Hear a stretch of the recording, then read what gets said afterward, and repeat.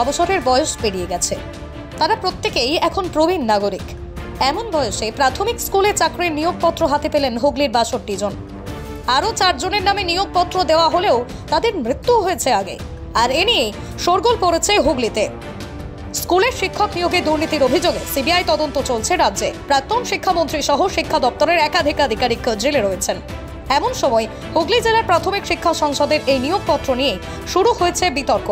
এবিবিটিএ এই ঘটনার তদন্তে দাবি করেছেন। বিজেপির অভিযোগ, অকর্মণ্যদের দিয়ে কাজ চালালে এমনই হয়। মুখে কুলু পেটেছে শিক্ষা সংসদ। জানতে পারলাম যে হুগলি জেলার প্রাথমিক শিক্ষা সংসদ প্রায় ৬৬ জনকে অ্যাপয়েন্টমেন্ট দিচ্ছে প্রাইমারি স্কুলের কাজ করার জন্য।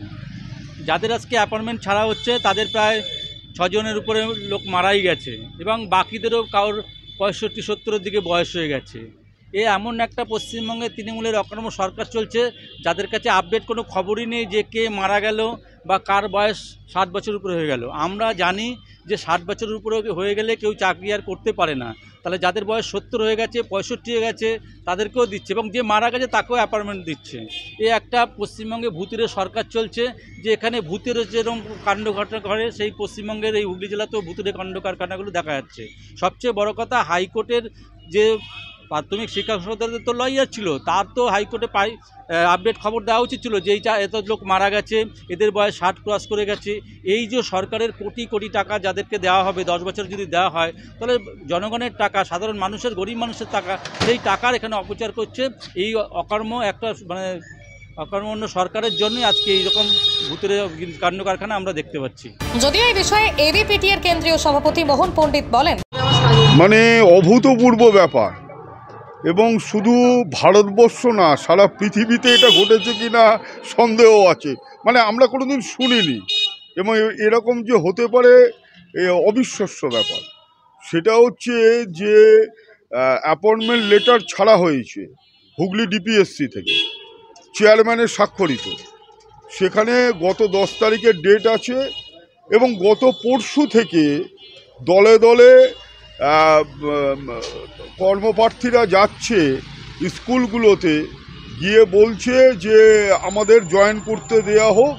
এবং অনেক হেড টিচার যারা নতুন নিয়োগ হয়েছে তারা আমাদের ফোন করছে যে আপনারা এরকম কিছু শুনেছেন।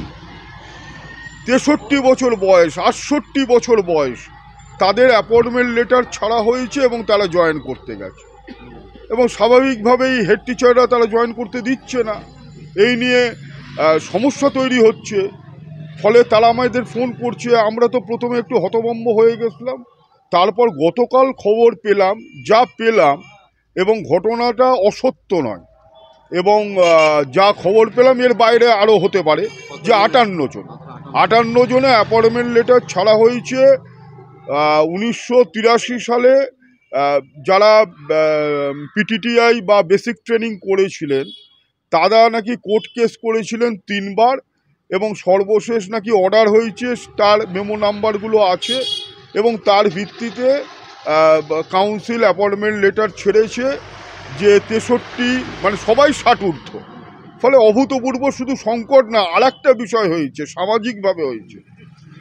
বহু আমাদের মাস্টারমশাই আছে, তাদের পরিবারের লোকজন আছে। গতকাল রাত্রে একজন ফোন করলো, তার পিতার বয়স 73 বছর বয়স। বলছে বাবা বলছে যে একদিন জয়েন করেই আবার কর্মচ্যুত হয়ে যাবে, কিন্তু জয়েন নাকি করতে পারলেই মিনিমাম 50-60 লাখ টাকা পাবে। তাহলে যে কি ব্যাপার বলো তো। আজকেও সকালবেলা ফোন করেছিল, এইসব ব্যাপার নিয়ে তোমার বাবাকে টেনশন নিতে বারণ করো। পৃথিবীতে হয় না, কিন্তু পশ্চিমবাংলায় দাঁড়িয়ে অনেক কিছুই দেখছি, অনেক কিছুই ঘটছে। বলে কি হয় না হয় আমরা জানি না। আমাদের একটাই দাবি, আমরা নিখিলবঙ্গ প্রাথমিক শিক্ষক সমিতি কেন্দ্রীয় কমিটির পক্ষ থেকে এই দাবি রাখছি, উপযুক্ত তদন্ত করতে হবে এবং বিষয়টা কি এবং তার সত্য উদ্ঘাটিত হোক জনমানুষে। কারণ শিক্ষাক্ষেত্রে যে অবস্থা চলছে সেখানে জনমানুষে বহু প্রশ্ন। ফলে একটা নতুন প্রশ্নের এলো আমাদের কাছে, এর নিষ্পত্তি হোক। বিজেপি রাজ্য কমিটির সদস্য স্বপন পাল বলেন, যেটা মহামান্য আদালত যে রায় দিয়েছেন সেই রায়কেই তো কার্যকর করেছেন। সুতরাং কোর্টের রায়কে কার্যকর করা এটা আমাদের দায়িত্ব এবং এটা আমাদের প্রধান কাজ।